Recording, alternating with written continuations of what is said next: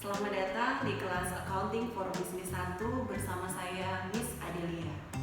Dalam pertemuan ketiga kali ini kita akan mempelajari tentang bagaimana cara memposting transaksi yang sudah kita catat di dalam jurnal umum ke dalam buku besar.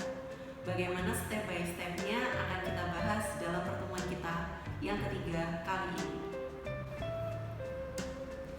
Pada dasarnya dalam akuntansi, setiap peristiwa yang terjadi akan kita catat ke dalam jurnal umum. Peristiwa-peristiwa tersebut yang akan kita catat dinamakan sebagai transaksi. Syarat sebagai suatu transaksi ada dua. Yang pertama, ada peristiwa atau kejadiannya. Dan yang kedua, peristiwa atau kejadian tersebut mempengaruhi posisi keuangan perusahaan. Nah, transaksi ini tadi yang akan kita catat ke dalam jurnal. Di dalam jurnal umum, semua transaksi kita catat menjadi satu. Kita masukkan di dalam jurnal umum. Nah, pada pertemuan ketiga kali ini kita akan membahas kelanjutan dari jurnal umum. Setelah kita melakukan pencatatan transaksi ke jurnal umum, kemudian tahap apa yang perlu kita lakukan agar suatu transaksi bisa menjadi suatu laporan keuangan. Nah, setelah di jurnal umum, kita akan melakukan pencatatan pada buku besar. Pencatatan pada jurnal umum itu dia akan mencatat keseluruhan transaksi, mulai dari transaksi A sampai transaksi Z, kita masukkan ke situ semua. Jadi satu dalam jurnal umum. Nah, di tahapan selanjutnya yaitu tahapan buku besar atau posting ke dalam buku besar, maka kita akan mengelompokkan transaksi-transaksi tersebut sesuai dengan nama akunnya masing-masing ke dalam rumahnya masing-masing. Nah, kalau di jurnal umum itu semua transaksi mulai dari A sampai Z kita catat di jurnal umum. Namun kalau untuk buku besar, transaksi A akan kita kelompokkan dengan A, B akan kita kelompokkan dengan B, C akan kita kelompokkan C, D akan kita kelompokkan dengan D, dan seterusnya. Nah, kalian masih ingat nggak di kolom jurnal umum kita mengosongkan satu kolom. Kolom apa yang dikosongkan? Masih ingat? Ya benar, kolom referensi. Jadi di dalam jurnal umum kan ada kolom tanggal, keterangan, referensi, debit, dan juga kredit. Nah, di kolom referensi, kolom itu kan kita kosongkan. Kenapa kolom itu dikosongkan? Kita akan menemukan jawabannya ketika kita memposting ke dalam buku besar. Jadi step yang pertama yang akan kita lakukan untuk memposting transaksi dalam jurnal umum ke buku besar adalah dengan membuat tabel-tabel sejumlah dengan nama akun yang tersedia di dalam perusahaan. Apabila perusahaan memiliki 20 akun, maka kita harus membuat tabel buku besar sebanyak 20. Apabila perusahaan punya 50 akun, juga kita harus membuatnya sebanyak 50. Oke, masuk ke pembahasan kita yang pertama hari ini tentang buku besar. Jadi sebenarnya apa itu buku besar? Jadi buku besar itu adalah kita menyebutnya sebagai buku, padahal bentuknya dia adalah sebuah tabel. Jadi tabel-tabel yang jumlahnya disesuaikan dengan banyaknya akun yang ada di dalam perusahaan. Ada berapa banyak akun yang dimiliki perusahaan, sejumlah itulah kita akan membuat tabel buku besar. Buku besar ini digunakan untuk mencatat transaksi-transaksi yang berhubungan dengan akun-akun tersebut. Apakah di dalam akun tersebut akan terjadi perubahan dalam nominalnya atau tidak, kita akan tahu di dalam buku besar. Nah, kalau di dalam jurnal itu kita seperti mencatat semua transaksi yang terjadi. Jadi misalkan ada transaksi pembelian, ada transaksi penjualan, transaksi membayar gaji, transaksi membayar utang, menerima pendapatan, menerima setoran modal, semua kita tampung di dalam jurnal umum. Tetapi kalau di buku besar, transaksi-transaksi yang berbagai macam itu tadi akan kita kelompokkan, akan kita golongkan sesuai dengan nama akunnya masing-masing, sesuai dengan akunnya masing-masing. Transaksi untuk setoran modal akan kita catat dalam satu buku besar untuk setoran modal. Transaksi yang berhubungan dengan kas, baik itu kita menerima kas atau kita mengeluarkan kas, akan kita catat di dalam akun kas. Nah, transaksi untuk pengambilan privé juga kita catat di dalam pengambilan privé. Transaksi untuk membayar gaji akan kita masukkan ke buku besar untuk beban gaji. transaksi untuk bayar listrik juga kita masukkan ke dalam buku besarnya listrik. Jadi buku besar itu kita akan buat sejumlah nama akun yang terdapat di dalam perusahaan. Apabila perusahaan mempunyai 100 nama akun, berarti kita harus membuat 100 buku besar atau dalam hal ini tabel buku besar. Oke, kita sudah selesai membahas tentang apa itu buku besar. Selanjutnya, bagaimana sih bentuk dari buku besar itu? Jadi, pada dasarnya buku besar itu bentuknya ada berbagai macam. Ada bentuk yang sederhana sampai bentuk yang kompleks. Bentuk yang sederhana kita kenal sebagai bentuk T. Seperti apa bentuk T? Seperti ini. Sementara untuk bentuk yang kompleks, kita mengenal ada buku besar bersaldo tunggal, buku besar bersaldo rangkap, buku besar 8 kolom, 6 kolom. Nah, di sini yang akan kita gunakan untuk lebih memudahkan mahasiswa dalam belajar adalah bentuk buku besar 8 kolom dengan saldo ganda. Bentuknya seperti apa? Seperti ini bentuknya. Oke, buat kalian yang bertanya-tanya, gimana sih sebenarnya bentuk dari buku besar? Di sini akan Miss Adel jelaskan ya, gimana bentuk dari buku besar itu. Part yang pertama yang harus ada di dalam setiap laporan itu adalah jangan lupa untuk menuliskan identitas. Identitas dari laporan atau pembukuan apa yang sedang kita buat. Jadi di sini untuk part identitas kita punya 3 baris. Baris yang pertama adalah nama usaha yang akan dicatat dalam laporan tersebut. Baris yang kedua kita isikan dengan ini adalah catatan apa sih? Oh, ini adalah catatan buku besar. Dan baris yang ketiga berisi periodenya. Jadi di sini apabila ditulis periode 31 Desember 2000 sekian-sekian atau misalkan 31 Desember 2019, maka buku besar ini dilakukan atau digunakan untuk mencatat keseluruhan transaksi yang terjadi mulai dari tanggal 1 Desember sampai tanggal 31 Desember pada tahun 2019. Ingat ya, part identitas ini jangan lupa untuk dituliskan. Kemudian, ini adalah bentuk dari tabel buku besar. Nah, seperti yang sudah saya bilang tadi, bahwa buku besar ini adalah suatu tabel yang dia digunakan untuk mencatat atau mengelompokkan akun-akun sesuai namanya, maka jumlah tabel buku besar ini harus dibuat sejumlah banyaknya akun yang ada di perusahaan. Misalkan di sini. Nah, di atas tabel di sini kita tuliskan nama akun di sebelah kiri dan juga nomor akunnya dituliskan di sebelah kanan. Artinya, tabel ini adalah tabel buku besar untuk akun kas dengan nomor akun 111. Nah, berarti ini adalah buku besar tabelnya punyanya kas. Nah, selanjutnya kita juga harus buat lagi tabel untuk kelompok akun yang lain. Misal tabel untuk piutang, tabel untuk perlengkapan, peralatan, depresiasi penyusutan peralatan, seperti itu juga harus kita buat. Nah, isi dari buku besar tabelnya ini isinya terdiri dari apa saja? Kita uraikan satu-satu ya. Dari yang pertama sudah jelas pasti ada kolom tanggal. Kemudian ada kolom keterangan. Selanjutnya ada kolom referensi. Kemudian di sebelahnya ada kolom debit dan kolom kredit. Nah, yang di paling kanan adalah kolom saldo. Ada saldo debit dan juga ada saldo secara kredit. Nah, tampilan buku besar yang seperti ini biasanya kita sebut sebagai buku besar dengan saldo rangkap atau saldo ganda. Jadi nanti kalau kita akan menyalin atau mencatat saldo akhir buku besar ke dalam neraca saldo akan lebih mudah karena di sini di kolom saldo sudah ada tandanya. Apakah dia saldonya ada di sebelah debit atau saldonya ada di sebelah kredit. Nih, seperti yang saya bilang tadi, semua akun dia harus mempunyai masing-masing punya satu tabel untuk mencatat transaksinya selama periode tersebut. Jadi tadi sudah ada buku besarnya kas, selanjutnya ada buku besar piutang dengan nomor akunnya 112. Kemudian ada buku besarnya perlengkapan dengan nomor akun 113. Nah, ini kita buat semua sejumlah dengan akun yang ada di perusahaan. Kalau misalnya akunnya yang terakhir adalah beban internet, ya berarti kita harus buat tabelnya sampai ke tabel beban internet. Seperti itu. Selanjutnya, kita sudah mengetahui apa itu buku besar, kita juga sudah mengetahui bagaimana bentuk buku besar.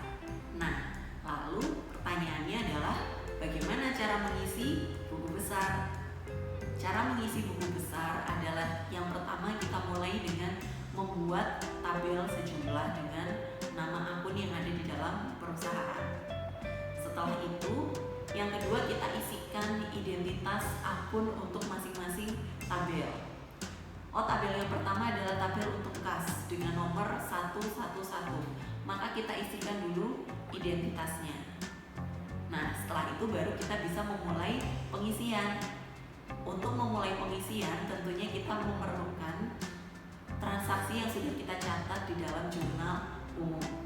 Jadi step yang pertama adalah mencatat transaksi ke dalam jurnal umum. Setelah itu baru kita bisa menyelesaikan buku besar. Nah, step selanjutnya bagaimana? Coba perhatikan berikut ini.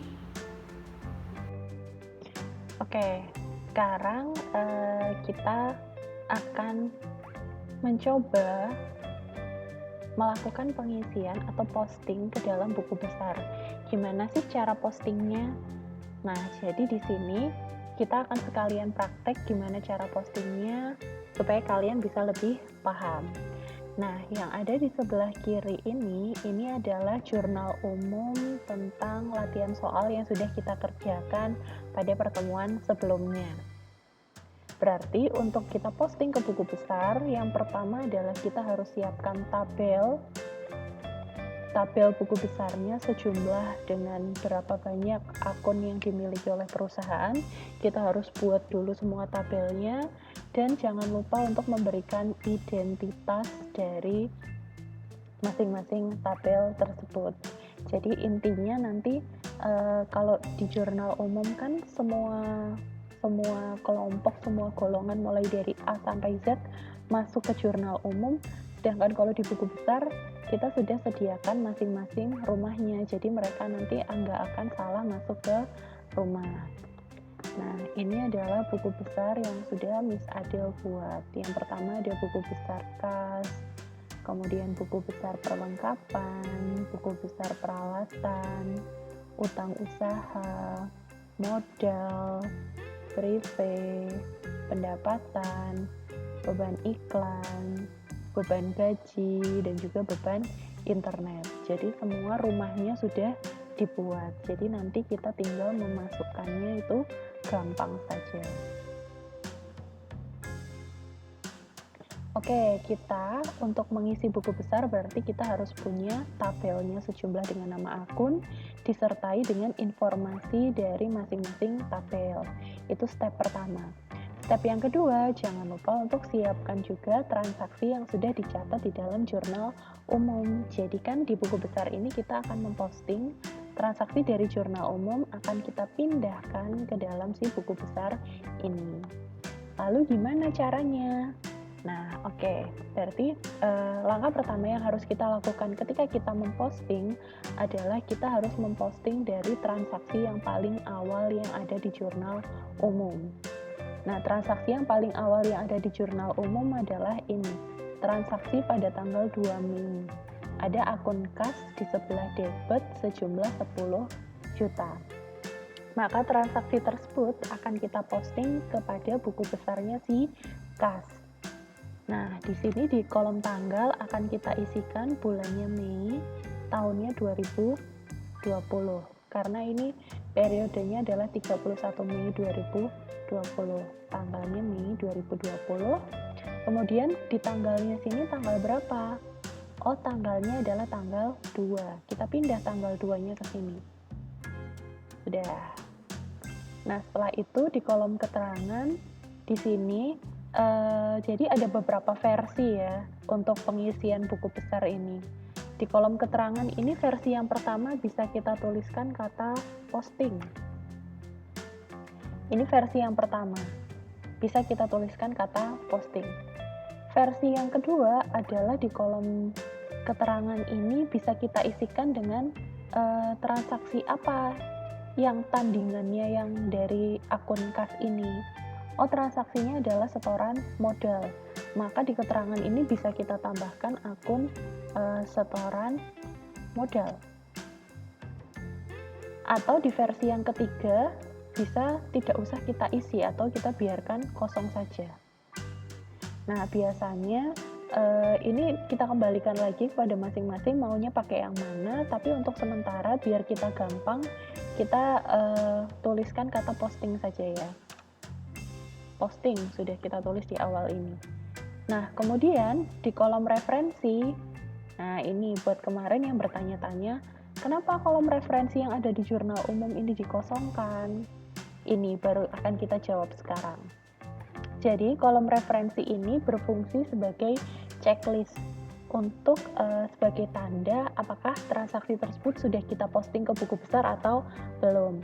Nah, di tanggal 2 Mei, transaksi setoran modal di kas bertambah ini, kita dapatkan dari mana? Kita dapatkan sumbernya adalah dari jurnal umum yang ada di halaman 1. Maka di kolom referensi bisa kita tuliskan JU-1. Artinya apa? Artinya transaksi pada tanggal 2 Mei yang kita posting ke dalam buku besarnya kas ini berasal dari jurnal umum yang ada di halaman 1, yaitu transaksi yang ini kan ya. Nah, selanjutnya kita bisa memindahkan nominalnya. Nominalnya di sini ada 10 juta di sebelah debit. Maka di sini akan kita tulis 10 juta. Nah, 10 juta di sebelah debit. Kemudian kita akan menuliskan saldonya. Saldonya kita pindahkan juga. Karena dia ada di sebelah debit, maka saldonya juga akan kita tulis 10 juta di sebelah debit. Seperti ini. Nah, karena transaksi tanggal 2 ini sudah kita posting ke dalam buku besar ini, maka sebagai tanda dalam jurnal umum bahwa transaksi ini sudah diposting, maka di kolom referensi ini kita akan tuliskan nomor akun tempat di mana kita memposting transaksi tersebut. Tanggal 2 Mei ini transaksi kas kita posting ke akun kas dengan kode akun 111. Maka ketika kita posting ke buku besar, setelah kita posting, maka kita harus memberikan tanda di dalam jurnal umum bahwa transaksi ini sudah diposting. Maka di sini kita akan tuliskan referensinya 111. Sama dengan nomor akun di mana transaksi ini kita posting ke buku besar. Nah, kalau di jurnal umum, transaksinya di kolom referensi sudah ada kode angkanya 111, maka artinya transaksi tanggal 2 Mei di akun kas ini sudah kita posting ke buku besar pada buku besar dengan nomor akun 111. Oke, kita lanjut ya, coba ke transaksi yang selanjutnya yaitu transaksi tanggal 2 Mei akun modal Nona Adwitia yang ada di sebelah kredit 10 juta. Nah, karena dia modal berarti kita di buku besar kita juga harus cari akun modal. Ini ya, akun modal. Tanggalnya kita tuliskan Mei tahunnya 2020. Tanggalnya tadi tanggal berapa? Tanggal 2. Keterangannya apa? Posting. Kemudian referensi dapat dari mana? Dari jurnal umum yang ada di halaman 1. Berapa tadi angkanya? Angkanya adalah 10 juta di sebelah kredit. Maka di sini kita tulis 10 juta. Oke. Karena dia 10 juta di sebelah kredit, maka saldonya juga akan kita tulis 10 juta di sebelah kredit. Nah, transaksi yang ini sudah diposting, oleh karena itu kita harus menuliskan nomor akunnya adalah 311, harus kita tulis di kolom referensi di sini. 311. Oke, artinya transaksi tanggal 2 Mei di kolom referensi sudah ada angkanya semua, berarti transaksi tanggal 2 ini sudah diposting semua ke buku besar. Nah, lanjut kita ke transaksi selanjutnya, yaitu transaksi yang ada di tanggal 5 Mei. Tanggal 5 Mei ada transaksi perlengkapan di sebelah debit, peralatan di sebelah debit, dan kas di sebelah kredit. Kita mulai posting dari yang perlengkapan dulu ya. Perlengkapan pada tanggal 5 Mei 400.000 di sebelah debit. Nah, di buku besar juga kita cari akun perlengkapan mana. Oh, ini ada di sini perlengkapan. Mei 2020. Tanggalnya adalah tanggal 5. Keterangannya adalah posting. Dapat dari mana kita? Dari jurnal umum di halaman 1. Berapa angkanya? Angkanya adalah 400.000 di sebelah debit, maka di sini kita tulis 400.000. Sehingga saldonya ada 400.000 di sebelah debit. Perlengkapan sudah kita posting ke akun nomor 112, maka di sini akan kita tulis 112. Artinya perlengkapan ini sudah diposting. Selanjutnya ada akun peralatan, kita posting ke tempatnya peralatan. Nih peralatan 2.500.000 di debit ya. Tanggalnya Mei 2020, tanggalnya 5, keterangannya posting. Dari mana dapatnya? Dari jurnal umum halaman 1. 2.500.000 di sebelah debit. Maka saldonya juga 2.500.000 di sebelah debit. Dan nomor akunnya adalah 121, maka kita posting ke sini di kolom referensi 121.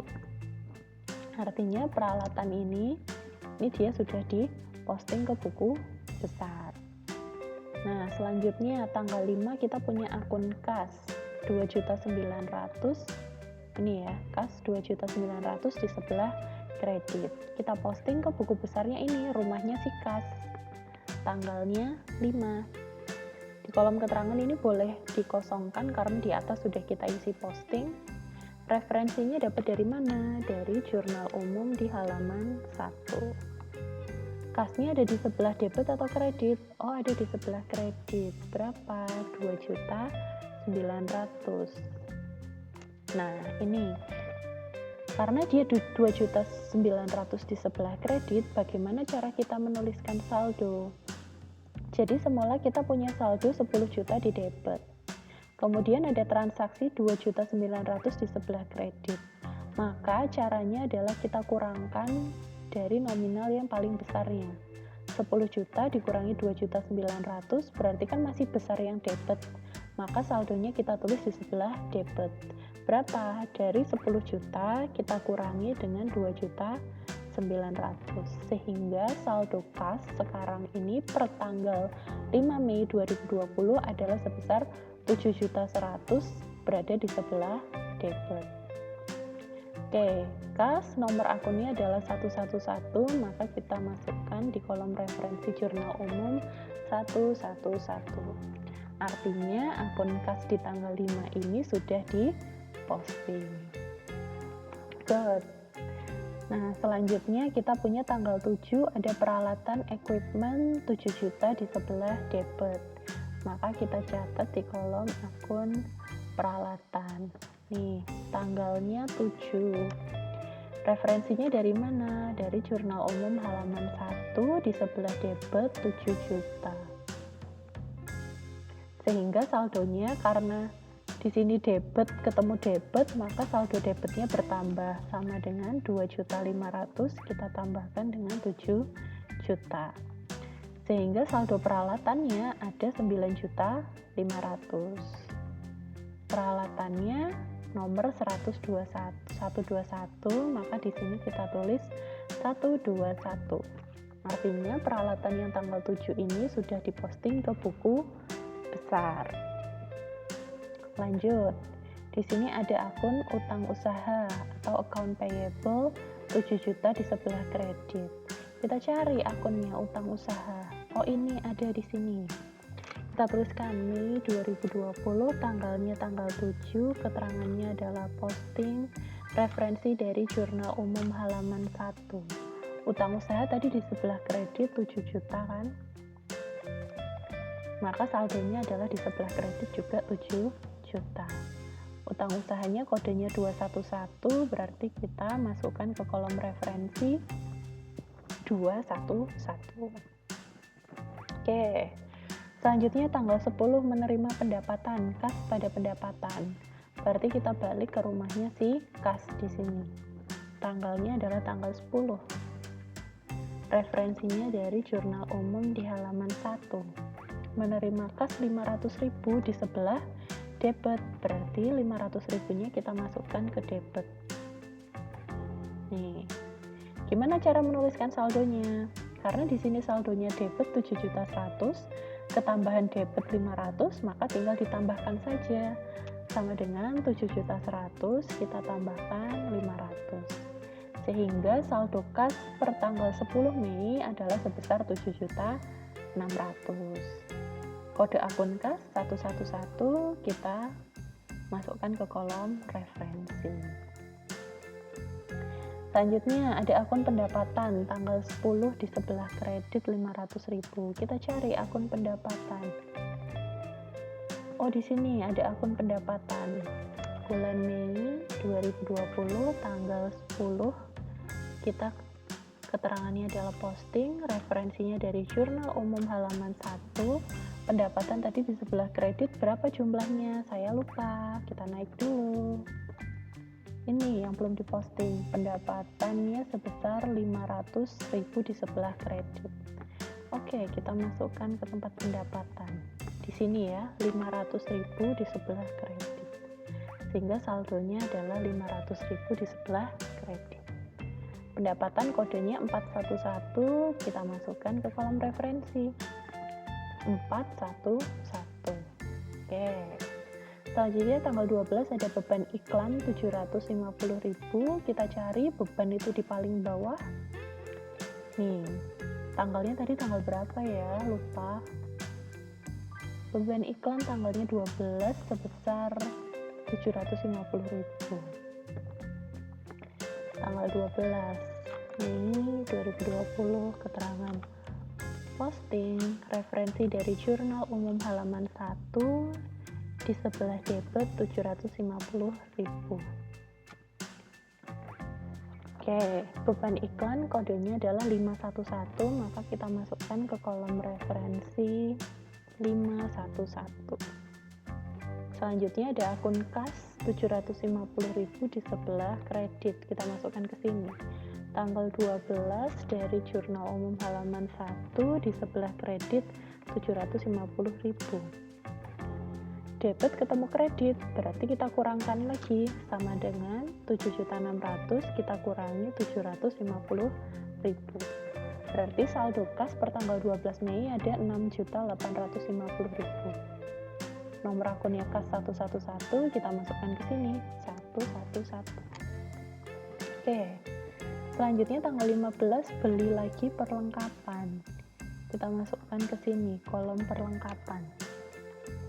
Dari halaman jurnal umum halaman 1. Perlengkapannya 600.000 di sebelah debit. Kita tulis di sebelah debit 600.000. Saldonya karena debit ketemu debit, maka kita tambahkan 400.000 ditambah dengan 600.000. Saldo perlengkapan per tanggal 15 Mei adalah sebesar 1 juta. Kode akunnya 112 kita masukkan ke sini, 112. Selanjutnya ada akun kas di sebelah kredit, kita masukkan ke rumahnya kas, ini ya.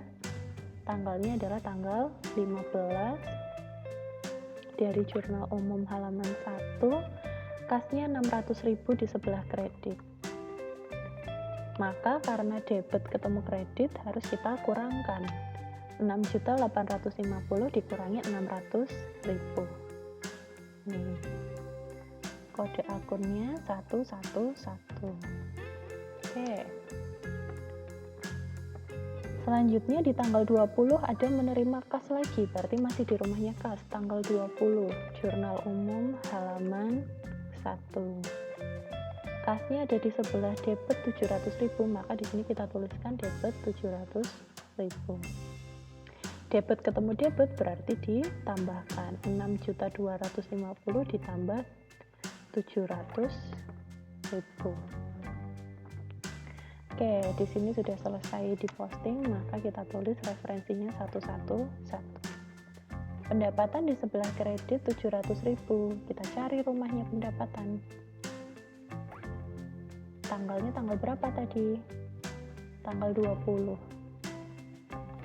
Tanggal 20 kita punya pendapatan dari jurnal umum halaman 1 sebesar 700.000. Kredit ketemu kredit, kebanyakan 01. Kredit ketemu kredit, maka harus ditambahkan di sebelah kredit. 500.000 ditambah 700.000, 1.200.000. Pendapatan kodenya 411, sudah selesai kita posting, masukkan ke kolom referensi 411. Nah, selanjutnya ada prive. Sama prive tanggal 24, prive 1 juta di sebelah debit, kita masukkan ke kolom prive. Tanggalnya tadi tanggal berapa? 24, bulannya Mei 2020, keterangannya adalah posting. Referensi dapat dari jurnal umum halaman 1. Tadi diambil sebesar 1 juta di sebelah debit, maka kita masukkan 1 juta di sebelah debit. Saldonya jadi 1 juta di sebelah debit. Prive kodenya 321, maka kita masukkan ke kolom sini 321. Selanjutnya ada akun kas, kita masukkan ke kolom kas. Tanggalnya adalah tanggal 24, dari jurnal umum halaman 1 juta di sebelah kredit. Maka saldonya debit ketemu kredit kita kurangkan 6.950, kita kurangkan 1 juta, tinggal 5.950. Kita tuliskan kode akunnya 111. Selanjutnya masih kas lagi, menerima pendapatan tanggal 25. Jurnal umum halaman 1 menerima pendapatan 600.000 di sebelah debit kan. Kita masukkan ke debit 600.000. Debit ketemu debit berarti ditambah 5.950 ditambah 600.000. 6.550. Kasnya sudah, kita masukkan ke sini.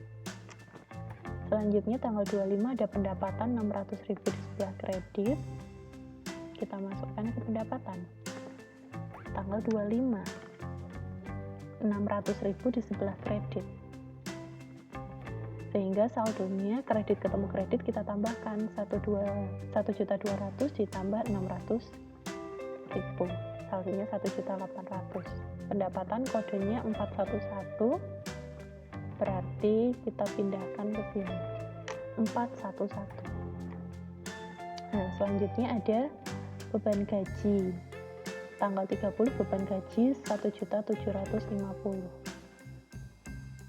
Kolom beban gaji ini Mei 2020, tanggalnya 30, ada beban gaji.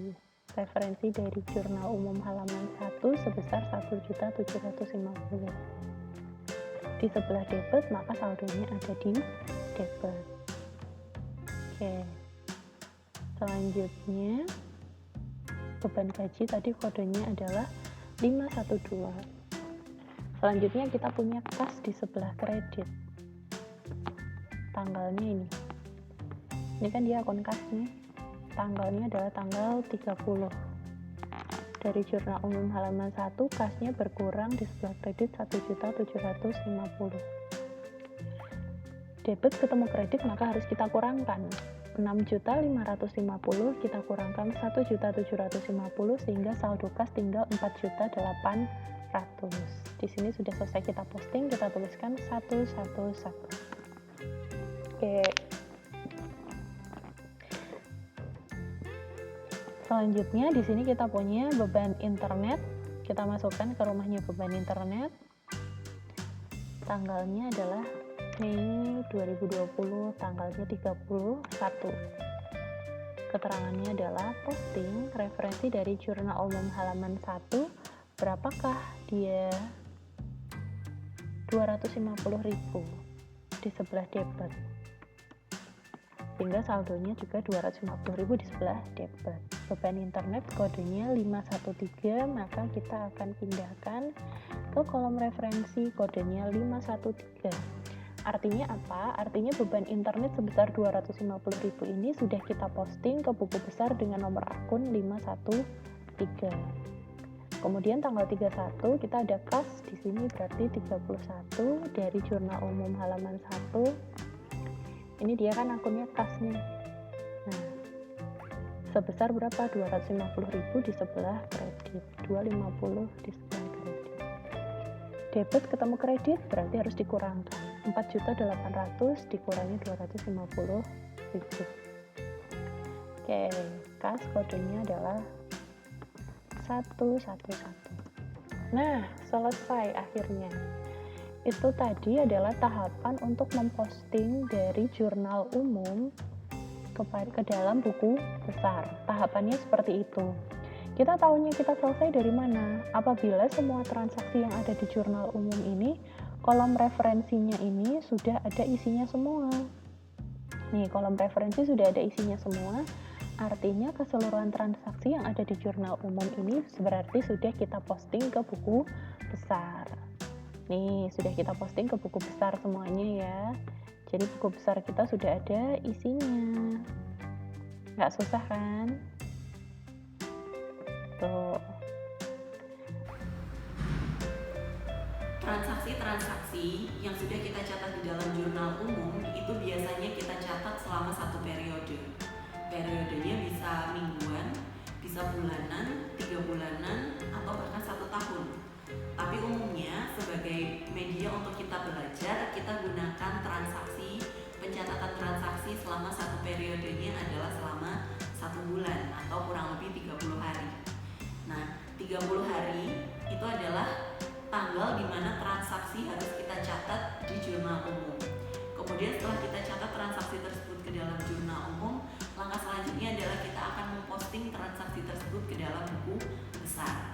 Dan ingat, untuk memposting transaksi dari jurnal umum ke buku besar, harus kita urutkan dari transaksi dengan tanggal paling kecil, atau kita mulai dari tanggal 1, kemudian berlanjut ke tanggal 2, 3, 4, dan seterusnya hingga tanggal pada akhir bulan, yaitu tanggal 29, atau tanggal 30, atau tanggal 31. Jadi ketika kita melakukan posting ke buku besar, kita tidak bisa meloncati apa yang ada di dalam jurnal umum. Maka step by stepnya adalah dengan kita melihat transaksi yang sudah kita catat di dalam jurnal umum. Kita urutkan mulai dari transaksi di jurnal umum yang kita catat pertama hingga transaksi yang terakhir kita catat di jurnal umum. Seperti itulah urutan kita untuk memposting transaksi dari jurnal umum ke dalam buku besar. Setelah kita melakukan pencatatan transaksi mulai dari tanggal 1 sampai tanggal 30 di dalam jurnal umum, otomatis kita akan mempostingnya ke dalam buku besar. Nah, setelah semua transaksi dari jurnal umum tersebut kita posting ke buku besar, otomatis di dalam buku besar kita akan mendapatkan saldo atau nilai akhir dari masing-masing akun. Akun kas misalnya saldonya ada di sebelah debit 100 juta. Akun piutang ada saldonya di sebelah debit 20 juta. Begitu seterusnya sampai akun yang terakhir, yaitu akun beban. Misalkan ada beban gaji dengan saldo di sebelah debit sebanyak 50 juta rupiah. Nah, setelah kita mendapatkan saldo akhir untuk masing-masing akun, langkah apa yang akan kita lakukan selanjutnya? Langkah selanjutnya adalah dengan mencatat saldo-saldo tersebut, saldo akhir akun tersebut, ke dalam suatu tabel yang kita sebut sebagai neraca saldo. Jadi neraca saldo itu dia akan berisi nomor akun, nama-nama akun yang ada di dalam perusahaan, beserta dengan saldo akhirnya yang sudah dicatat di dalam buku besar. Itu akan kita sebut sebagai neraca saldo. Jadi di dalam neraca saldo terdapat sebuah tabel yang terdiri atas 4 kolom. Kolom yang pertama berisikan nomor akun, sedangkan Sedangkan kolom yang kedua kita isikan sebagai nama akun. Kolom yang ketiga kita isikan sebagai kolom debit, dan kolom keempat kita isikan sebagai kolom kredit. Nah, langkah kita setelah kita mengetahui saldo akhir dari masing-masing akun di dalam buku besar, langkah selanjutnya adalah memindahkan saldo di dalam buku besar tersebut ke dalam kolom neraca saldo. Jadi di kolom neraca saldo akan kita tuliskan dulu semua nomor akun dan semua nama akun yang ada di dalam perusahaan. Setelah itu kita bisa memindahkan saldonya dari buku besar ke dalam kolom neraca saldo.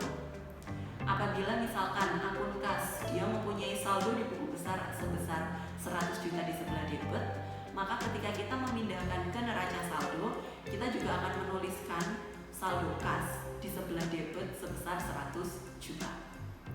Begitu seterusnya sampai akun yang terakhir yang dimiliki oleh perusahaan. Dan perlu diingat, untuk jumlah debit, semua akun yang ada ketika kolom debit dan kolom kredit dijumlah, maka saldonya harus balance.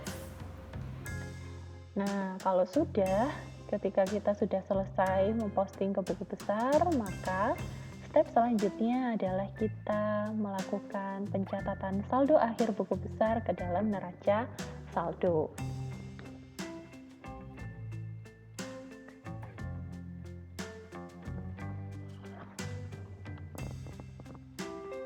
Nah, ini adalah tampilan dari neraca saldo. Ini adalah tampilan dari neraca saldonya. Ada informasi awal, ada nama usahanya, neraca saldo, sama periodenya. Nah, untuk bentuk dari neraca saldo itu terdiri dari 4 kolom. Kolom yang pertama isinya nomor akun, berarti semua akun yang ada di perusahaan kita masukkan ke sini. Kemudian kolom yang kedua ada nama akun, nama-namanya kita tuliskan semuanya. 111 ada akun kas, 1112 perlengkapan, 121 peralatan, 211 utang usaha, dan seterusnya sampai akun terakhir 513 beban internet.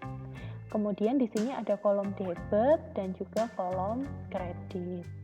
Oke, gimana cara kita memposting transaksi dari yang saldo akhir dari buku besar ke dalam neraca saldo? Nah, di sini karena saya sudah bilang sebelumnya, akuntansi itu adalah proses yang saling berkesinambungan, berkelanjutan satu sama lain. Kita tadi sudah mengerjakan jurnal umum, transaksi kita catat di jurnal umum. Setelah dicatat di jurnal umum, kita posting transaksi tersebut ke buku besar. Berarti step pertama jurnal umum, step kedua buku besar. Nah, kita sekarang ke step yang ketiga, memindahkan saldo buku besar ke neraca saldo.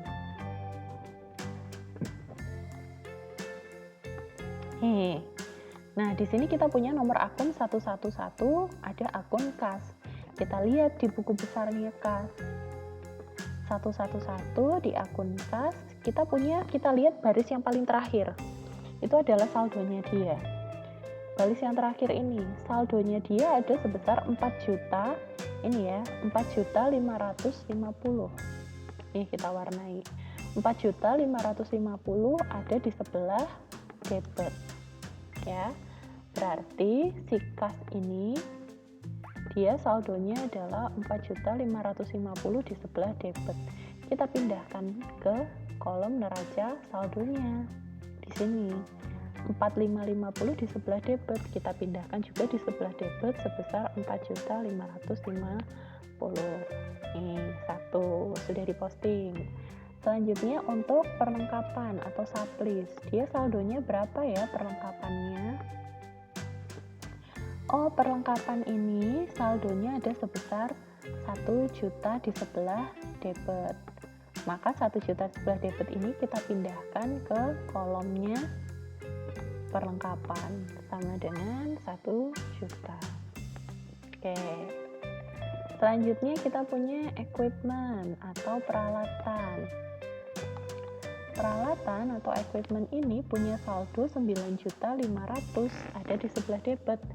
Ini juga kita masukkan ke dalam si neraca saldo. Saldonya di sebelah debit tadi sebesar Nih, 9.500.000. Masukkan ke sini 9.500.000. Selanjutnya ada utang usaha. Utang usaha saldonya berapa ya? Oh, ini kita punya utang usaha account payable, saldonya 7 juta di sebelah kredit. Maka kita tuliskan saldonya adalah sebesar 7 juta di sebelah kredit. Di sini kan ya, sama dengan tadi 7 juta. Nih. Selanjutnya ada modal. Modal saldonya berapa? Modal saldonya di sebelah debit atau di sebelah kredit? Kita langsung lihat. Oh, modal saldonya ada di sebelah kredit 10 juta ini ya. Berarti kita langsung tulis saldonya dia modalnya ada 10 juta di sebelah kredit. Kemudian prive, tadi saldonya di mana? Saldonya di debit atau di kredit? Prive saldonya ada di sebelah debit sebesar 1 juta. Oke. Nah, selanjutnya ada akun pendapatan. Pendapatan tadi saldonya berapa? Kita cari si pendapatan. Nih, pendapatan ada di sebelah kredit sebesar 1.800.000. Kita pindahkan ke kolom neraca saldo. Di sebelah kredit ada 1.800.000. Selanjutnya ada beban iklan. Saldonya berapa beban iklan? Kita cari. Beban iklan ada di bawah. Ini beban iklan. Saldonya aja 750 di sebelah debit, kita pindahkan. 750 di sebelah debit. Kemudian ada beban gaji. Saldonya berapa ya beban gaji? Beban gaji saldonya 1.750 di sebelah debit, kita pindahkan lagi ke kolom neraca saldo. Nih, beban gaji 1.750.000 di sebelah debit. Dan yang terakhir, ada beban internet. Nih, kita punya beban internet expense 250.000 di sebelah debit, kita masukkan. Jadilah ini si neraca saldo. Jadi saldo-saldo ini yang ada di neraca saldo, ini saldonya berasal dari saldo akhir di buku besar. Nah, untuk mengecek apakah pekerjaan kita sudah benar atau belum, untuk lebih mudahnya kita mengecek dengan menjumlahkan saldo yang ada di sebelah debit, ini dia harus balance dengan saldo yang ada di sebelah kredit. Tinggal kita total, kita masukkan rumus sum atau perjumlahan dari akun yang di debit, kita tambahkan semua. Berarti kas 4.550 ditambah perlengkapan 1 juta, ditambah peralatan 9.500, ditambah prive 1 juta, ditambah beban iklan 750.000, ditambah beban gaji 1.750.000 dan beban internet 250.000, kita tambahkan semua. Total ada 18.800.000. Ini saldo yang ada di sebelah debit. Ya, 18.800.000. Nah, sekarang yang ada di sebelah kredit juga sama, kita harus jumlahkan. Masukkan rumus untuk menjumlahkan 7 juta ditambah 10 juta ditambah 1.800.000. Ternyata totalnya sama, 18.800.000. Artinya mereka ini berarti saldonya sudah balance atau sama ya. Nah, jadi seperti itu tahapan dari kita mencatat ke jurnal umum, posting ke buku besar, dan juga mencatat saldo akhir buku besar pada kolom neraca saldo. Nah, jadi kalau saldo akhirnya ini sudah sama, balance antara debit kredit yang ada di neraca saldo, maka insya Allah pekerjaan kalian dari mulai jurnal umum, buku besar, dan neraca saldonya sudah benar. Seperti itu. Oke? Nah, itu adalah salah satu trik untuk mengecek apakah ketika kita mengerjakan atau memposting transaksi dari jurnal umum ke buku besar itu kita sudah benar atau belum. Salah satu cara mengeceknya adalah dengan mengecek saldo akun yang ada di kolom neraca saldo. Apabila saldonya balance, maka insya Allah pekerjaan kita ketika kita memposting buku besar itu sudah benar. Namun apabila saldonya belum balance, maka dikhawatirkan terdapat transaksi kita yang kita salah mencatat. Misalkan 100 juta di sebelah debit, kita catatnya 100 juta di sebelah kredit. Atau angka 100 juta kita mencatatnya sebagai angka 10 juta. Maka di akuntansi kita juga memerlukan ketelitian untuk mengerjakan dan memposting setiap transaksi yang ada di dalam siklusnya. Demikian pembahasan kita pada sesi ketiga kali ini. Kita sudah membahas bagaimana cara memposting transaksi dari jurnal umum ke dalam buku besar dan juga mencatat saldo akhir dari buku besar ke dalam kolom neraca saldo. Setelah ini jangan lupa untuk mengerjakan soal-soal latihan tentang pencatatan ke jurnal umum, posting ke buku besar, dan juga pencatatan saldo akhir dalam kolom neraca saldo. Apabila kalian mengalami kesulitan dalam materi kali ini, bisa kalian tanyakan dalam kolom komentar di bawah ini, ataupun juga kita bisa berdiskusi melalui WhatsApp group. Sekian pertemuan kali ini, semoga apa yang saya sampaikan bisa kalian terima dengan baik, bisa kalian pahami sehingga kalian dapat lebih mengerti materi tentang pencatatan akuntansi dalam perusahaan jasa kalian. Sampai bertemu pada sesi selanjutnya.